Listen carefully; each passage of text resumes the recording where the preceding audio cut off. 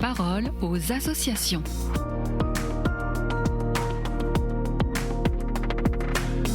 Bienvenue dans la parole aux associations. On peut être isolé, mais pas seul. On peut aussi être très seul au milieu d'une foule. La solitude touche toutes les catégories d'âge et de personnes. Et la solitude, c'est le thème du magazine de la Société de Saint-Vincent-de-Paul. On en parle justement avec vous, Valérie-Anne Maître. Bonjour. Bonjour Alice. Vous êtes la rédactrice en chef du magazine Ozanam, le magazine des bénévoles. Le dernier numéro vient de sortir avec donc ce grand dossier sur la solitude. Et qu'est-ce qu'on y apprend ? Comme vous le rappeliez Alice, la solitude, ça n'est pas tout à fait l'isolement. Et c'est le sociologue Adrien Riffaut qui nous le montre dans une longue interview pour ce dossier. Il souligne aussi que plus la société se précarise, plus l'isolement augmente et ça s'aggrave avec les réseaux sociaux, si bien que tout le monde peut être touché, tout le monde peut être seul. Les personnes âgées, celles qui vivent à la rue, mais aussi les étudiants. La solitude, c'est comme une ombre qui vous suit. C'est le témoignage de l'une des personnes interrogées par Sophie Lepivin, la journaliste qui a réalisé ce dossier. Comment faire alors pour aider ? Alors appelez la Société de Saint-Vincent-de-Paul. Bon, plus sérieusement, les associations sont l'un des remèdes contre la solitude parce qu'elles sont présentes sur le terrain et parce qu'elles agissent justement auprès des personnes seules. Et briser l'isolement, eh bien, c'est justement ce que fait la Société de Saint-Vincent-de-Paul depuis 193 ans. Vous savez Alice, quand on a réfléchi il y a quelques semaines avec mon équipe de bénévoles au sujet du magazine, eh bien ce thème de la solitude, il nous a sauté aux yeux parce que sur le terrain, les bénévoles, ils y sont confrontés tous les jours. Ils rencontrent des gens qui sont très seuls parce qu'ils n'ont plus de travail, parce qu'ils n'ont pas de famille, parce qu'ils n'ont pas d'amis.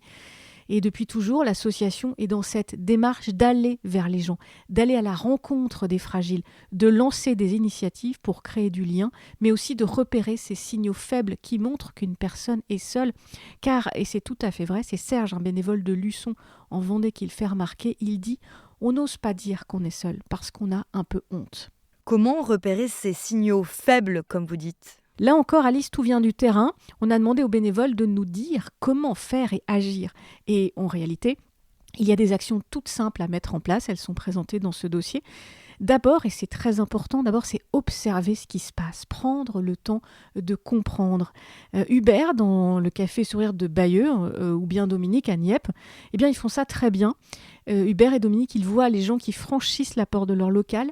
Alors ils passent entre les tables, ils écoutent et puis ils essaient de créer du lien avec toutes ces personnes en abordant un sujet tout simple, la cuisine, la météo. Et c'est grâce à cette attitude d'écoute bienveillante que les personnes accueillies se sentent en confiance et qu'ensuite elles vont pouvoir s'ouvrir.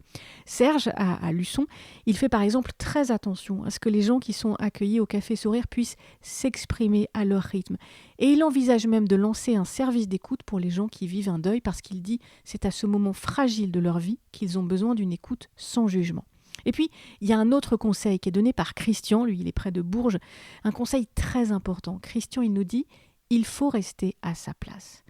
En tant que bénévole, on ne doit pas vouloir diriger la vie des personnes, même si on a très envie de les bourrer de conseils.